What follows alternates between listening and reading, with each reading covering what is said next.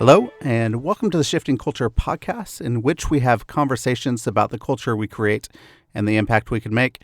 I am your host, Joshua Johnson. You could go to shiftingculturepodcast.com to interact or donate.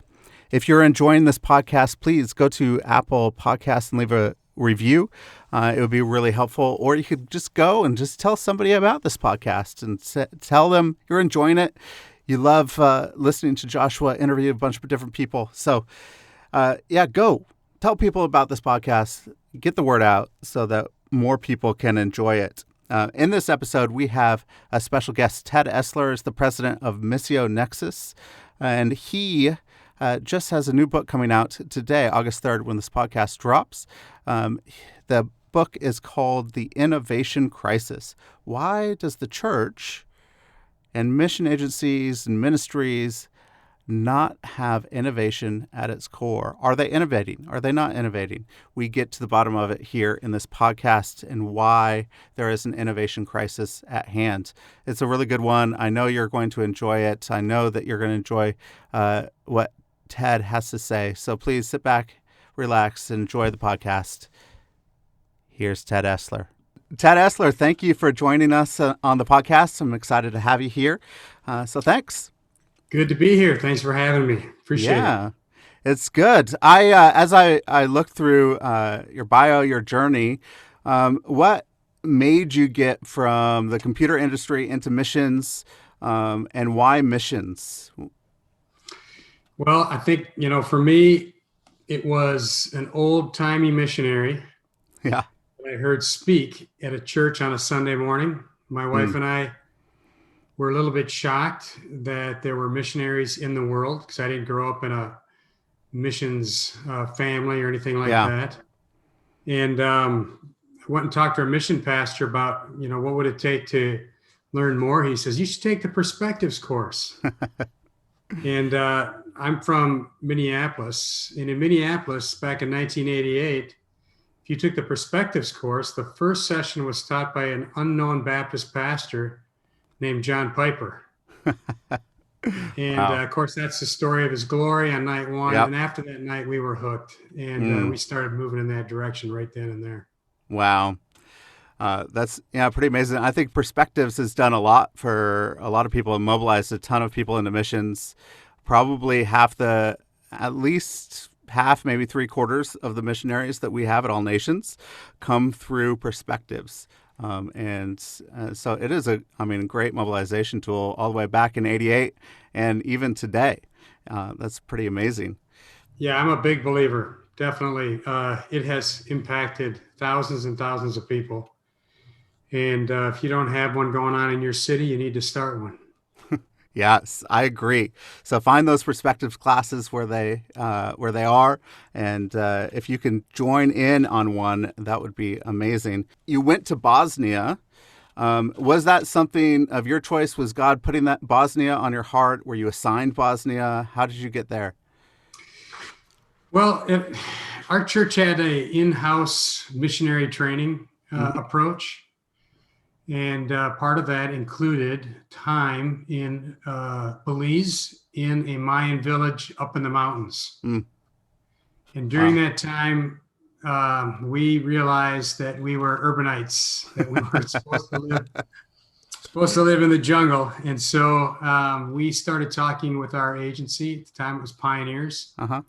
What are options out there we could look at that would be urban? And they were thinking, the biggest city by population of Muslim background people is Sarajevo. And so we started heading towards Sarajevo, Yugoslavia. Now, between when we decided to go there and when we showed up, the Civil War had started. And Yugoslavia, of course, was just rent apart into many different countries. But we drove into Croatia with UN vehicles. It was when the UN was deploying to Croatia. And we lived in Zagreb for a few years and learned some language, got involved with some local ministries there. Wow. Built a team. And when the Dayton Peace Accords were signed in 1996, we moved from Zagreb down into Sarajevo. And, it was it was a very crucial time in the history of that newly forming nation. Yeah. And we were very blessed to be there. Yeah. What did you learn working with people in crisis, coming from the States and then being dropped in, I mean, with UN vehicles from the beginning? Yeah. Well, first of all, I would just say the people that are caught up in that situation, for them, that's daily life, that's day-to-day living. Yeah. Now, when the war started there, a lot of people did not have any expectation that Yugoslavia, which was, in the Eastern Bloc nations, Yugoslavia was probably the most prosperous of all those nations. Yeah. And when the war started, I think people were shocked by what happened in their own culture. Mm. And I heard over and over how people did not expect the situation to change so rapidly and so fast. Yeah. But working with hurting people, I would say, boy, there's so many lessons I could give you, but probably number one is, as an outsider, I haven't lived what they've lived. Yep. And suffered as they suffered, and I got to really work hard at not presuming that I can really understand it.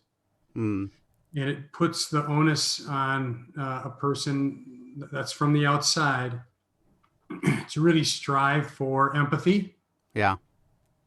And you do begin to take on the pain, the attitudes of the people that you're living with. When we were in Croatia, we were exposed to the Croatian perspective, not the Serbian perspective. And of course, there was war there. And then when we moved into Bosnia, similarly, you begin to take on the perspective of the people that you're living and working among. And so we really saw things through the eyes of the Muslims. Yeah. And that's a very good thing that you're seeing it through their eyes. At the same time, that situation was very complicated. Mm-hmm. And I wouldn't say they were like abjectly good guys and abjectly bad guys. Yeah. On a nation state basis, but certainly in the mix, there was evil being perpetrated at the hands of people. So yeah, it was a tough time to be a Bosnian or a Croatian or a Serb or a Kosovar or whatever you were. Yeah. But if you were there with the love of Christ, it was actually a very good time to be there. Yeah. In the last, 10 years ago or so, I read Miroslav Volf's book, Exclusion and Embrace. And, he comes from Yugoslavia. And as he's talking about really breaking the cycle of war and pain that we start to inflict on one another, that we actually have to look and see one another. We have to give space for the other.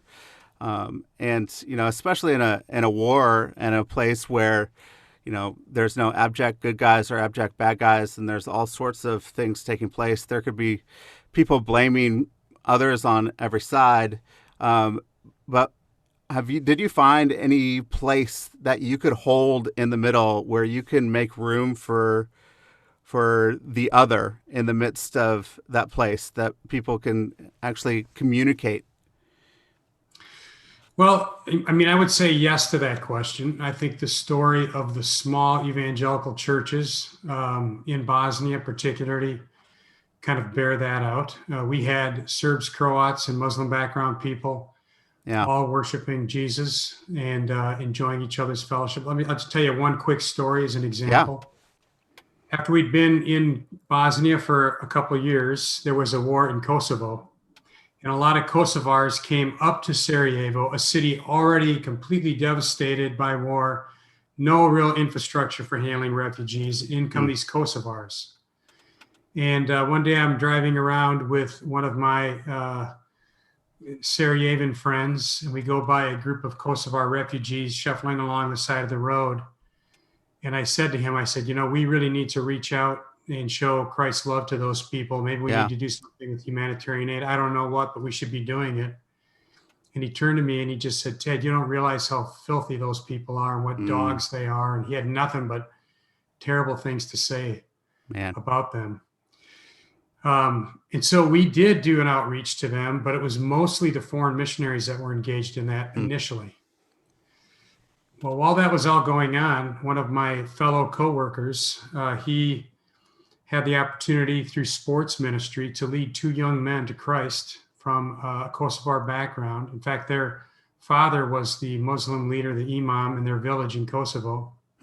And they're brand new believers, and they are so filled with the Holy Spirit. It was so fun to be around them because their joy was so just concrete and real.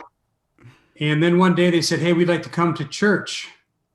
And our church is full of Sarajevans, and I know what the attitude is toward these Kosovars. And I said, well, I don't know if we should do that or not. And they were really insistent. And so there they were one day coming down the front, coming down the aisle to sit in the front row at our little church service. And the room kind of fell silent. And people did not really get excited about them being there. Yeah. Well, halfway through the service, we would pause, and it was open time to share prayer requests. And these two guys, they didn't have the protocol down on, sitting there and waiting quietly. So one of them immediately pops up. He says, hey, and he turns around, he looks at the whole room. He says, hey, I just want you to know how the Holy Spirit has filled my heart with love for you. And I mean, he went on and on and on about his transformed life. And I looked back in the room, and there was that same guy I'd been in the car with, and he's looking at me with a smile on his face and giving, kind of putting his finger at me and nodding it like, yeah, this is the power of Christ, isn't it? And so Christ breaks through even in those very tough situations. Yeah, that's so amazing. And, to be able to follow Christ in the midst of those things, as you were working with Muslims in Bosnia, I was also on the front lines, but in the Middle East, working with Syrian Muslims, sitting in refugee homes and shepherding people towards Christ. But I think you were then pulled away and said to have some leadership, that you're working in a support role. I'm doing the same thing, leading All Nations Kansas City, working in a support role, sending and training missionaries and coaching them now. What was that transition like for you? And what are the things what helped you in that role that you learned on the field, on the front lines? Sure. Well, I would say, we came back from Bosnia, not directly to the United States, but we spent 3 years in Canada, where I led the Pioneers Canadian office. That was probably a good landing place for us, kind of a gentle transition back. Yeah. And then I moved down into the U.S. office and took on kind of an executive leadership role on the team there. I would say, so one thing about missionaries that I believe is true is missionaries tend to have an insider-outsider view of their own work. Yeah. In other words, if you haven't lived where I've lived, learned the language I've learned, you're never going to really understand what it's like. Yep. And to be in missions leadership, it's really helpful to have spent some time in a field missionary role. Yeah. That's not an absolute requirement, but it really does change the dynamic of whether or not people are going to accept you, listen to what your ideas might be about, etc. And so I think I did learn that, the experience that we had on the field gave us credibility, and it kind of gives you the right to speak into the broader missions picture. Yeah. Yeah. And I think that's definitely helpful. And, in my case, as people are coming through, as we have experience on the front lines, they're going to be able to listen on a deeper level. And I think that, they're able to go into a space. You have a new book out called The Innovation Crisis. That's just coming out now. But I think, as missionaries, when we're moving to a new place, and especially pioneering roles, and, a lot of missionaries are pioneering work, it requires a ton of innovation, a ton of change. And I think there's some sort of a respect that happens if somebody has already been there on the front lines, and you're able to speak into this innovation space and this new space in a way that others cannot. So it's been helpful in my case. Have you been able to speak into the lives of missionaries? I know you do a lot of speaking in the lives of mission leaders at the moment, and talking through that. What are the types of innovations and changes and things that you have seen throughout your role, your leadership role with Pioneers and in Missio Nexus, in the missionary world, in the missions world.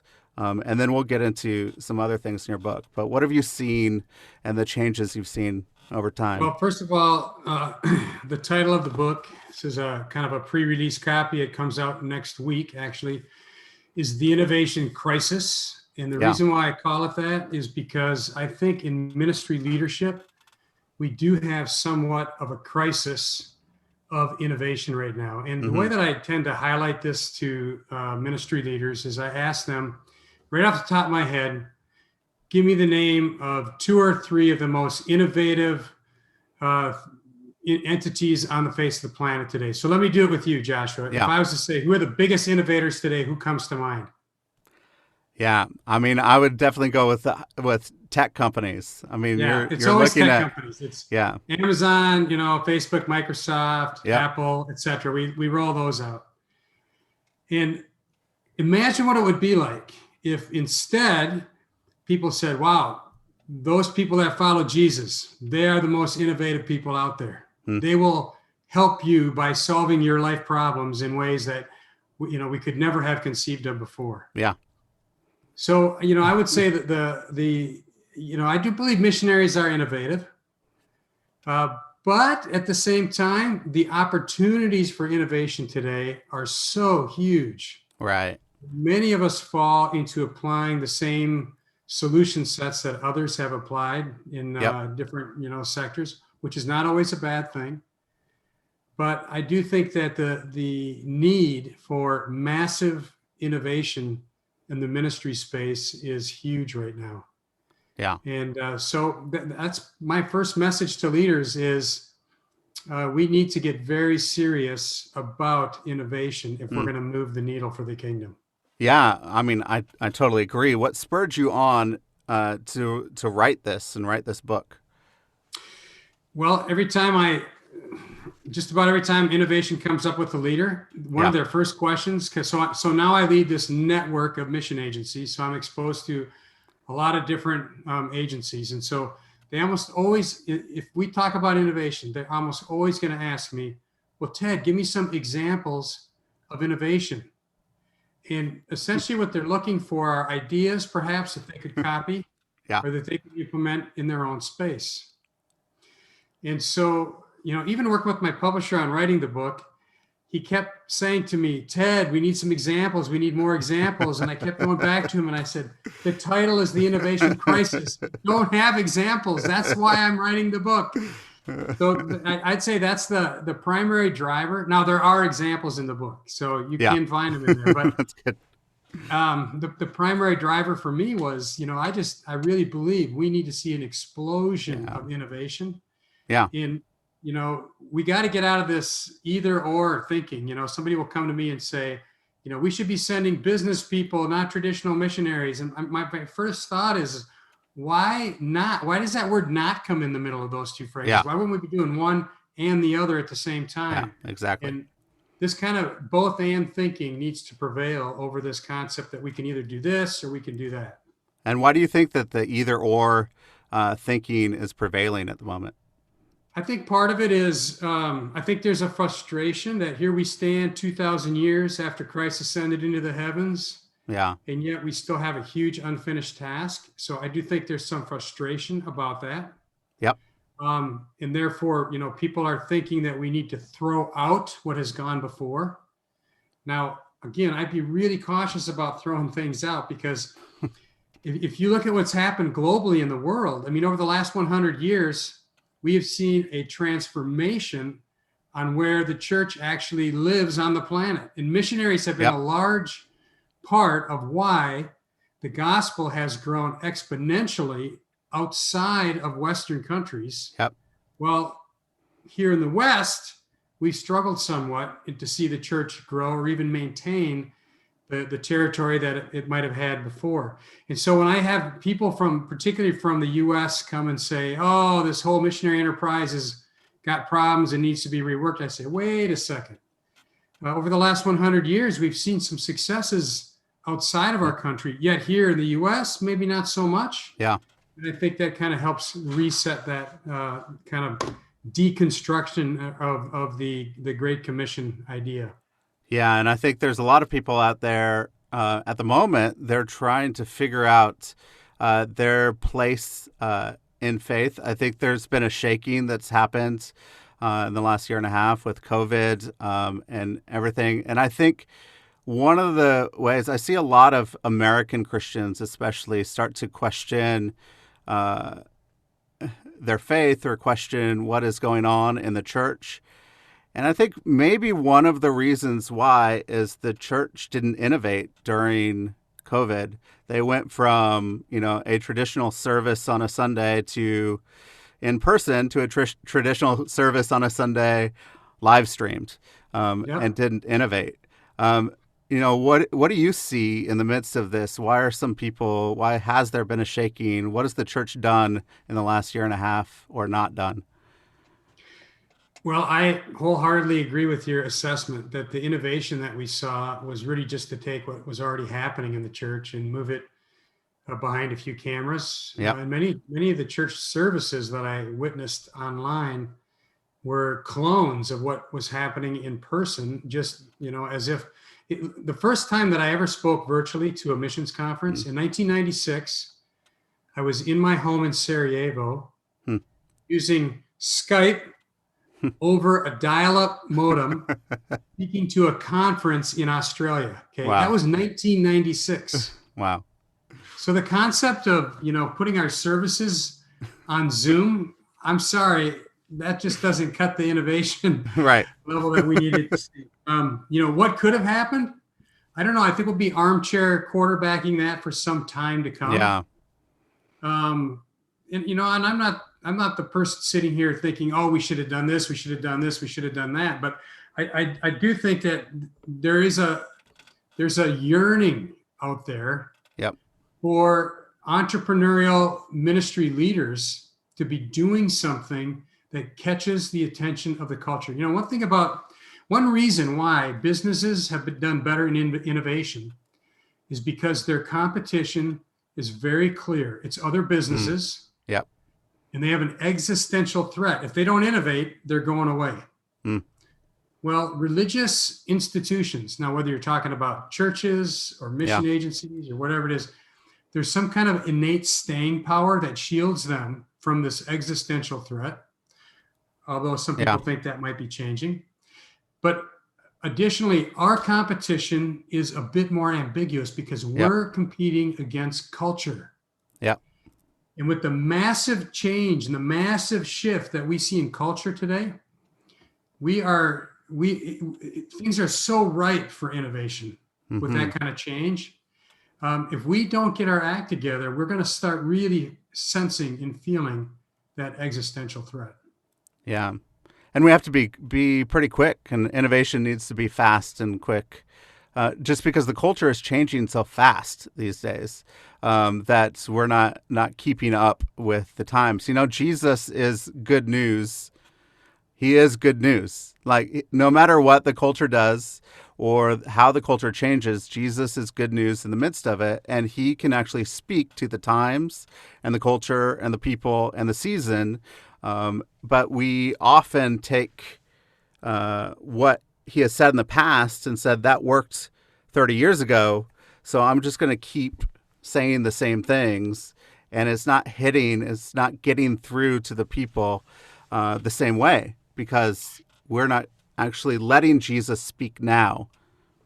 Yeah, you think about, I got a bunch of text in the book devoted to the innovation of Jesus. He was so innovative that at times his own followers would come to him and basically wring their hands and say, why do you got to say this stuff? You're going to lose your audience. They're not keeping up. Yep. He was highly, highly innovative. Even the, new commandment, new wines, it goes on and on and on. There's all sorts of things about Jesus' ministry that is new. But you hinted at something that in business they call the innovator's dilemma. Mm-hmm. And the way the innovator's dilemma works is when let's say you start a new business and you come up with this fantastic new widget or service. Yeah. And it gives you success. Because it gives you the success, you do more of it. Yep. And you begin to organize around creating that thing that you've done that's made you successful. Well, when the environment around you changes, our initial reaction is just to run a little faster on that Yep. same hamster wheel. Yeah. And I think that one thing you see with these innovative tech companies is they realize that just making that wheel turn faster isn't going to always work. I just saw yesterday an advertisement for Apple. Mm-hmm. They're talking about the Apple Watch, and they're talking about in the future, all of your health data will come through the watch that's on your wrist. Yeah. They are moving to medical technology as a future strategy for them to innovate on, because the phone industry has become a commodity. Yep. Everybody's doing it. It doesn't have a lot of differentiation, version to version to version. Yep. And they know they got to get off this hamster wheel and start building a new hamster wheel over here. Yeah. Unfortunately, in the church, and I think your example that you gave of these services going online that were basically the same thing. Yep. We are just on that hamster wheel, and we just keep working it faster and faster and harder. And that is not innovation. No, it's not. I mean, I remember I woke up right after, in 2020, in March of 2020, when, NBA basketball was canceled and the world was starting to shut down. I woke up a few days later with this sense of urgency that I needed to create some sort of a training for churches to help them navigate what's coming. We called it the Quarantine Church. Hundreds of people signed up for it, watched it, interacted with us.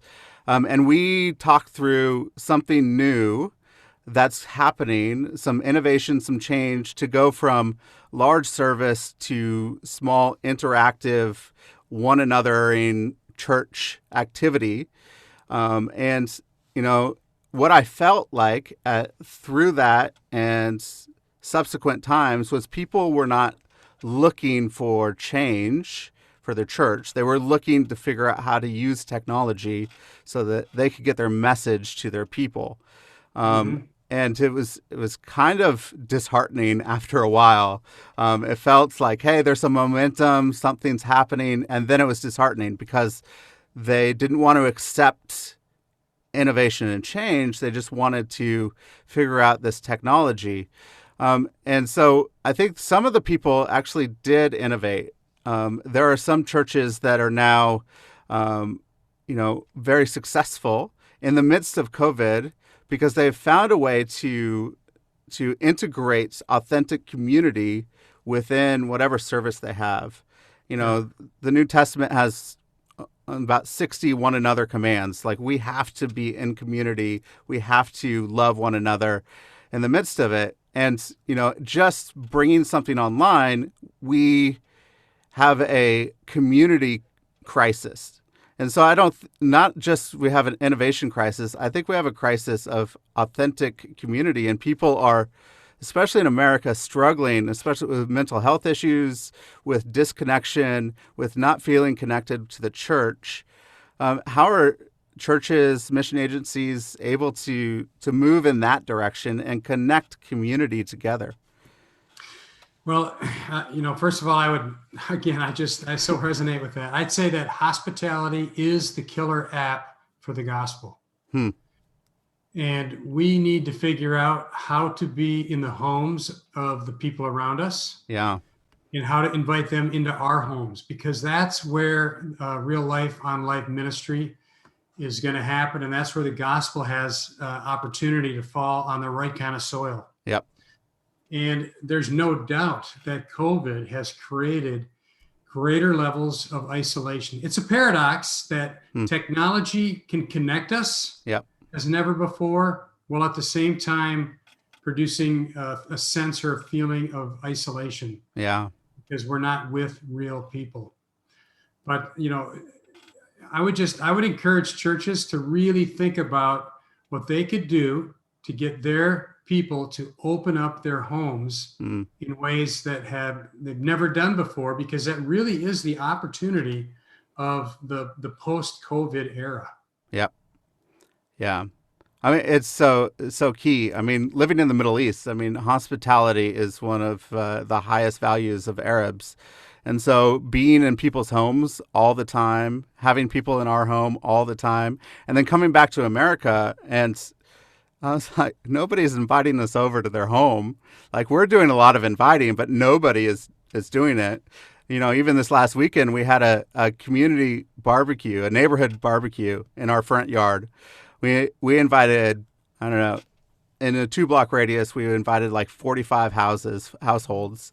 Only 3 showed up, and I think that's telling of our culture in America as well, and how countercultural hospitality is. And you know, I live in Kansas City, and it's supposed to be a hospitable place and connection with other people. And it's a lot more than when I grew up in the Northwest. You know, are there any ways that you have found that we can actually be more inviting to get people to show up for into our homes? Well, for about a decade, we tried to do house church. Mm-hmm. So I lived just outside of Orlando, and we were part of a house church network for quite a while. And part of our reason really was this hospitality idea. How can we get on a regular basis both believers and non-believers in our home, and how can we be in the homes of others? And I would just say that what you just described, that has a lot of power. Now, it may not, the first time you go out the door, you may only get 3 of 45. Yeah. But when those neighbors are driving by and seeing everybody hanging out, they're saying to themselves, oh, yeah, they're doing that thing today. The second time you do it, you may get 7 or 8. Yeah. And you're basically normalizing the idea that, hey, we hang out together and it's okay for us to hang out together. Yeah. We had neighbors, now we've moved since this story happened, but we had neighbors across the street from us. They would drive in, shut their garage door. We basically never saw them. Yep. And so we just decided, let's invite them over for dinner. And so my wife went over, knocked on the door, and the husband answered the door. And my wife said, hey, we'd like to have you guys over for dinner next weekend. And he literally responded with, in your house? And she said, yeah, in our house. And he said, I don't think we could do that. Wow. And so there is something, and by the way, I won't say what ethnic group they were from, but they were not white bread Americans. Yeah. So maybe there was something going on there. I don't know. I think a lot of cultures around the world say that they have a hospitality mindset. Yeah. But when it happens in our country, it just really doesn't seem to translate well. There are so many opportunities to extend hospitality. Yeah. Okay, here's an example from the book. When Germany was being overrun with refugees a few years ago, a couple of people saw that many Germans had excess space in their homes. The German government was struggling with where to put all these refugees. And so a small team was pulled together. They created an app that lets you say on the app, hey, I've got 2 bedrooms. They're available for 6 weeks for a family of 4 or a family of 2 or whatever it was. Yeah. They placed thousands of people into the homes of ordinary German citizens. Wow. That were helping out with that refugee stream. Now, it wasn't done in the name of Christ. It wasn't done to spread the gospel. And I almost felt like, we should be ashamed of ourselves that we didn't think of that idea. Exactly. And implement that idea to help out the refugee stream that was flowing into our country as we've gone through various immigrant and refugee cycles as well. Yeah. So, this is an area that's ripe for innovation. Yeah. Yeah, that's good. One of the things I was thinking, as you started to you were president of Missio Nexus and working with different mission agencies, mission leaders in the church. And, how does hearing different perspectives and different voices from multiple agencies help create new change, innovation that we need? And on the flip side, is it dangerous for us to be in a siloed thinking world where we're an echo chamber? Yeah, well, those are both great questions. I would say that if you think about what most Missio Nexus members are doing, Mm-hmm. they're actually trying to solve many of the same problems. Yep. How do we communicate the gospel effectively? How do we attract capital to our ministry so we can afford to do the ministries we're doing? How do we staff appropriately? How do we recruit, mobilize, and get people on the field? So there's great opportunity there for ideas to be shared with each other. Yeah. And I would see no reason why any organization that is seeking to impact globally, why they wouldn't want to be in the room with others trying to solve similar problems with different perspectives and backgrounds. Yep. Now, at the same time, if you look at innovation in industry, they often look outside of their own industry for the best innovation ideas. There's a friend that I have that runs an innovation lab, and he was interviewing the director of another innovation lab that works for a hospital system. Yeah. In the course of that conversation, that hospital innovation lab director said, "We actually don't think that the best breakthroughs in medicine are going to come from the healthcare industry." And so they cross-pollinate from other industries into their lab so they can understand those kind of thought processes and whatnot that stand outside of the healthcare field. So this, to me, is another one of those both and propositions. Mm-hmm. We should be pressing in to learn as much as we can from our peers, while at the same time inviting lots and lots of input to come from the outside in. Yeah, that's good. That's helpful. I've been doing some work with Alan Hirsch and his 5Q organization doing APEST, fivefold typology from Ephesians 4. One of the things that we really like to talk about is having these different perspectives, these APEST perspective, the apostolic, the prophetic, the evangelistic, the shepherding, teaching, and using those different perspectives to tackle a problem or a challenge. So that we don't just get a cloning culture or a siloed culture. What have you seen as the value of systems thinking over silo thinking? Well, first of all, I would just say that large-scale problems are almost always solved through mass collaboration. Mm-hmm. And the reason why mass collaboration is necessary is because once you start collaborating on a large scale, you have the ability to affect systematic change. Yeah. In the book, I use the term ecosystem to talk about the entire church, whether we're talking about, Bible colleges and seminaries, or we're talking about the local church down on the corner, denominational structures, agencies, whatever. Yeah. They're all part of the ecosystem. Yep. And if there's not health in that whole system, then the whole system suffers. Yeah. And so, one of the things that's important for us to realize, let's say we're in a mission agency and we're recruiting missionaries. Well, we're dependent on local churches to produce healthy disciples. Yep. If we're going to recruit them for the Global Great Commission. Yep. So we cannot have a short,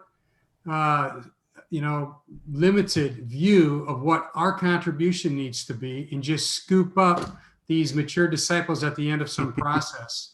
Yeah. You can think about it like an ecosystem. A wolf is a keystone predator that's very dependent on health all the way down through that system. Yeah. So that the predator has food to eat. Yeah. In the same way, we need to have some big, large scale thinking about the health of the ecosystem. If we each individually are going to succeed in the more narrow mission that God has called us to address. Yeah. So, as you mentioned that, there's a great video on the wolves being introduced into Yellowstone National Park after 70 years and what happened to the entire ecosystem and the rivers, and they were able to create some more health and growth.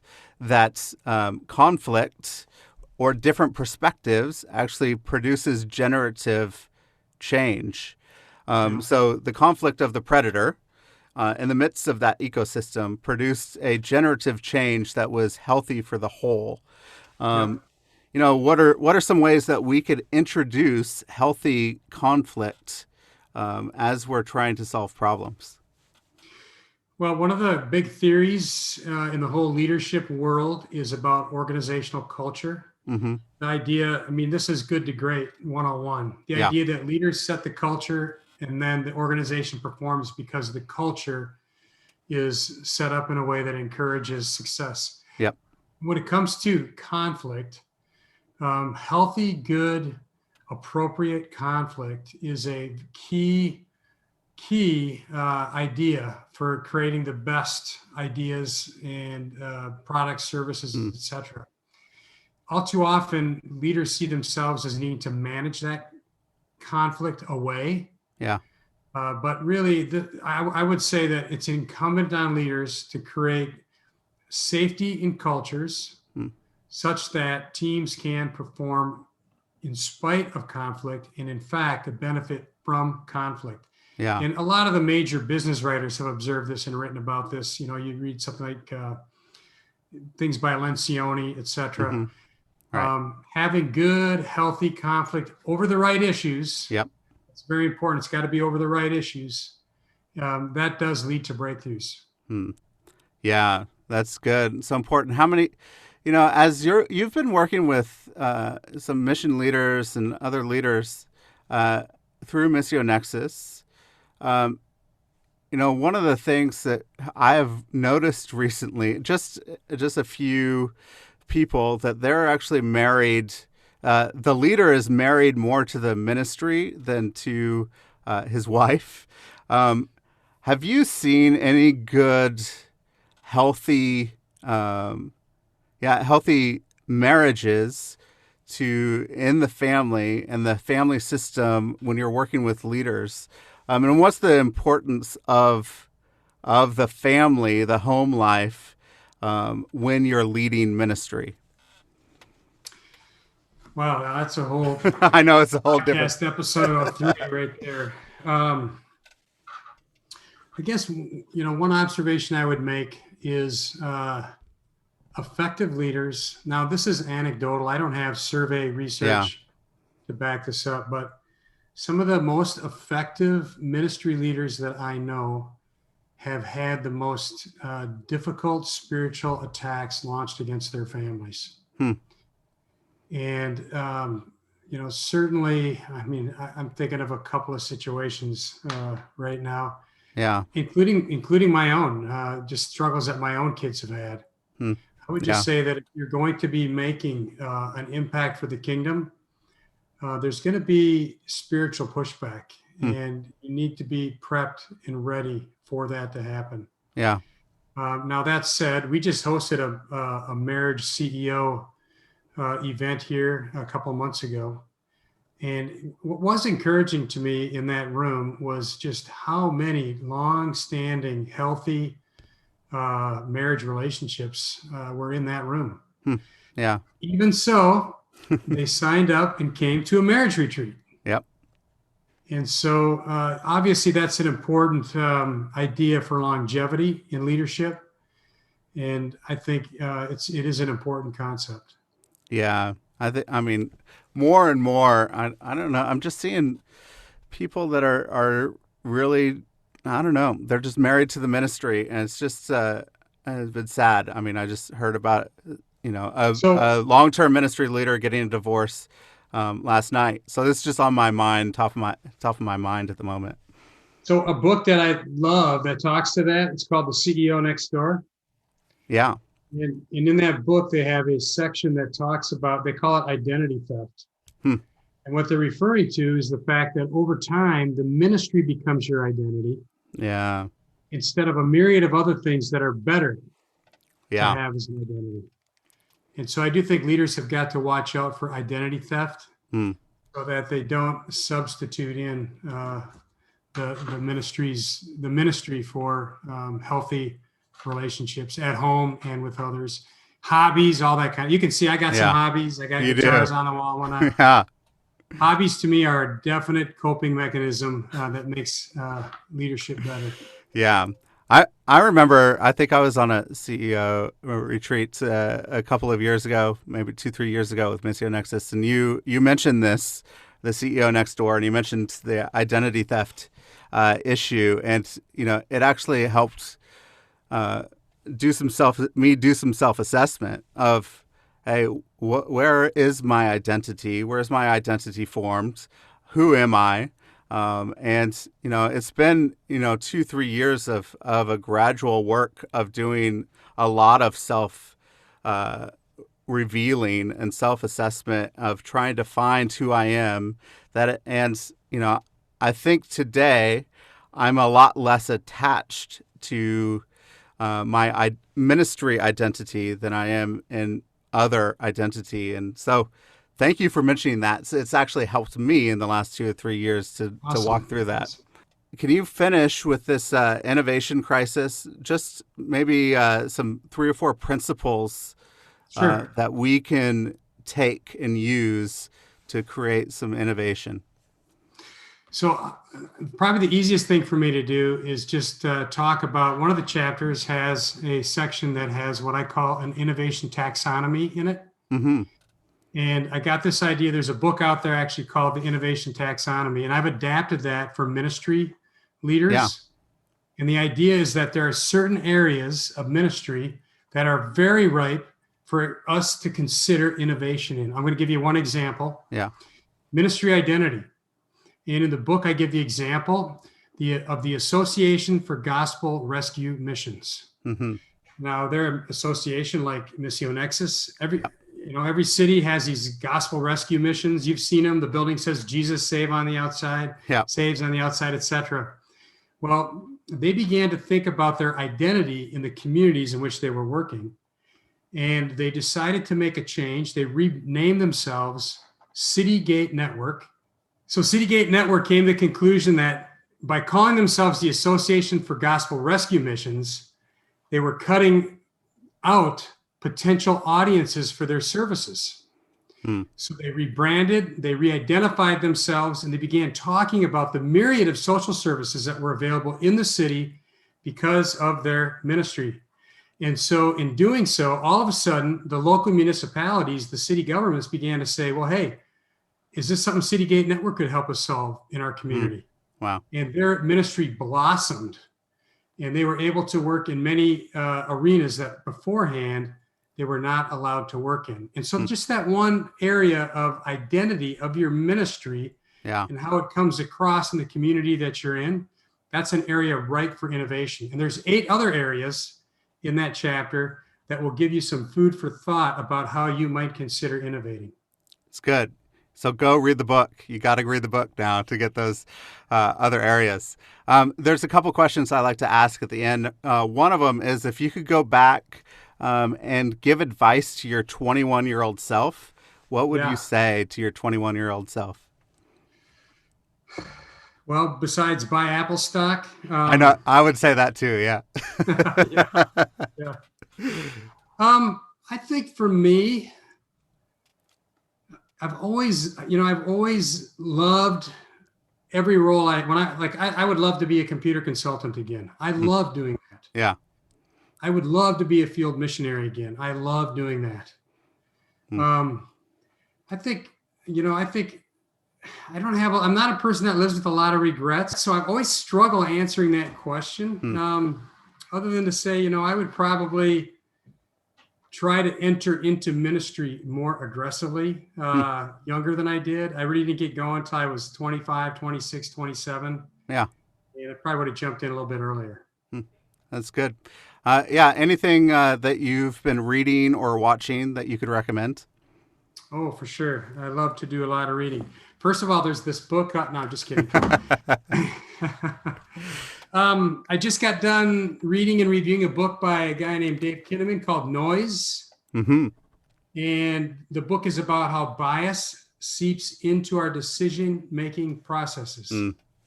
Now, this is not an easy read. No. It is not the Cliff Notes version of how noise influences our decisions. Yeah. But particularly for senior leaders, it's a good book to be reflective about as you make decisions, particularly if there's a lot of ambiguity in the decision making that you're trying to conduct. Yeah, that sounds good. Yeah. Anything else? Well, the book of Mark, I've been reading through that. That's been really helpful and enjoyable. In terms of watching, my